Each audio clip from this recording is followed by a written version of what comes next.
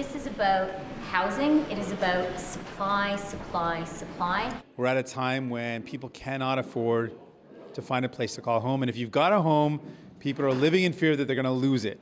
It now takes 25 years to save up for a down payment in Toronto. You used to pay off a mortgage in that time.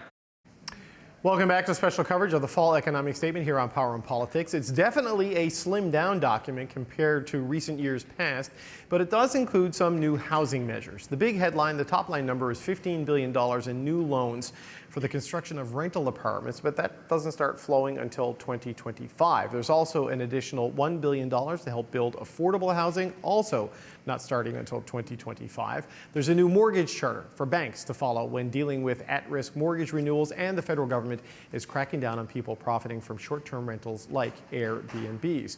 Okay, for more on all of this, I'm joined now by Don Iveson, the former mayor of Edmonton, and Jennifer Keesmaat, the former chief planner for the City of Toronto. They're both well-versed on this and both part of the task force for housing and climate backed by the Clean Economy Fund, a charitable foundation. So thank you both for joining us. Jennifer Keesmaat, let's start with you. The government really wants to move the needle on housing.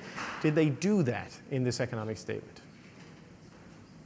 Well, I do think what we've seen today needs to be taken in the context of momentum that is building. Let's put it that way. It's not the be-all and end-all, but it is part of momentum that's building that we started with the Housing Accelerator Fund, which continues to be a really significant initiative that is inspiring municipalities to take the obstacles that are currently in the way of building new housing out of the way. So that remains in place. Some of the success stories related to the Housing Accelerator Fund were really touted in the context of this economic statement, reinforcing that they will continue to be a critical part of what is unfolding around housing. Look, $15 billion for low-interest loans for the building of rental housing is nothing to turn your nose up at. That's significant. Right. We know right now that for developers, the math simply doesn't work to be building new rental housing.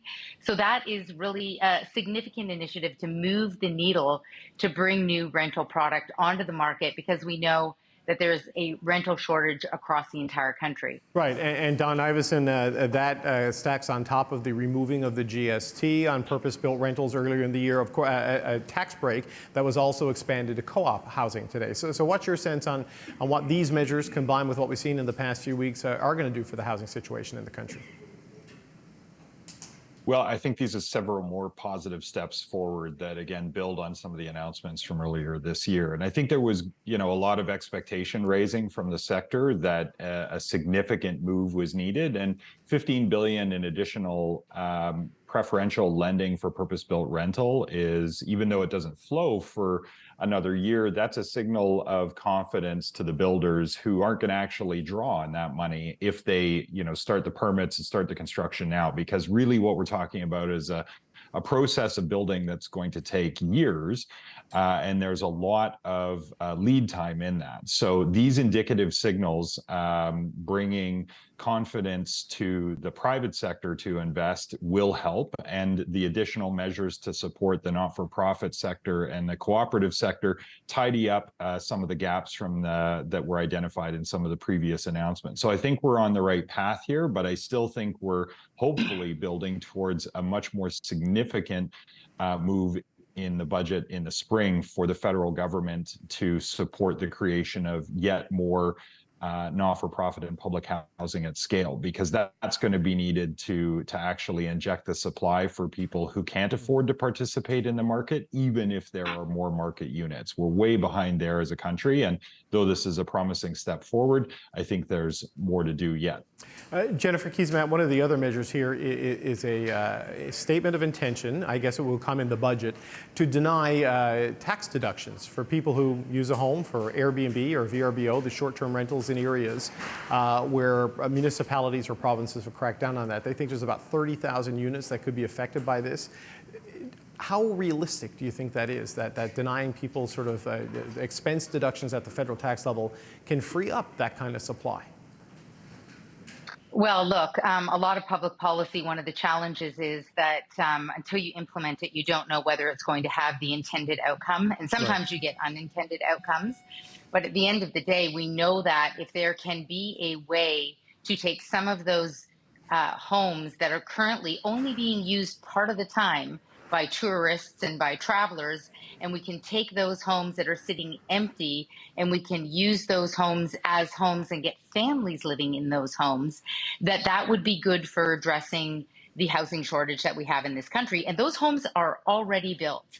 So ensuring that there are mechanisms in place that will bring those homes back into the housing supply funnel, as opposed to being treated as rental units for short-term travelers or really as hotel rooms, it's not something to be understated in terms of its significance, because if the financial disincentive to using a home for Airbnb is successful, you will see tens of thousands of new homes coming on the market in a very short period of time. That's the quickest way that you can get a family into a home when that family does not yet have a home today. Right. So Don Iveson, I saw you nodding your head. I don't know what the situation is in Edmonton where you were mayor, or what the regulations might be there on this, but do you think that this is enough of a financial disincentive to force these sometimes very lucrative properties onto the market for the more stable monthly rents? I think it's an astute move on the federal government's part not to move into trying to regulate this space when you've got municipalities and provinces who are closer to it actually flexing that regulatory authority. But saying that they're going to back them on the enforcement, I think that's helpful and collaborative. And I think closing sort of the preferential tax treatment for this category of investment sends a strong signal that the land rush is over in the short-term rental space. And even though we're talking about less than 1% of the needed supply to tackle this crisis, you know, it's a fraction of the public housing that's still needed, and it's a fraction of the market supply that's needed. But the folks who thought they could make hay in this area with huge returns for not that much work, we're propping up prices in a lot of markets where housing is at a premium already. So if this cools that off, I think, along with the regulatory measures that are coming from provinces and from cities, I think that will help not just restore some of the supply, as Jennifer was describing, but perhaps cool some of the speculative furor over making a quick buck on short-term rentals. Okay, just as a final point, I want to get your reaction to what appears to be the balancing act that Chrystia Freeland is attempting here to offer some relief to deal with these urgent cost of living crisis, but not do anything to kind of inflame things in a way that becomes inflationary. And there's warnings there about the fiscal track they're facing, and you can see the debt servicing cost is now over 10% of total revenue. So Jennifer Keesmaat, when you look at the needs and what you're calling for action on housing, do you get worried a little bit when you see where things are going with the fiscal space at the federal level in terms of their ability to respond?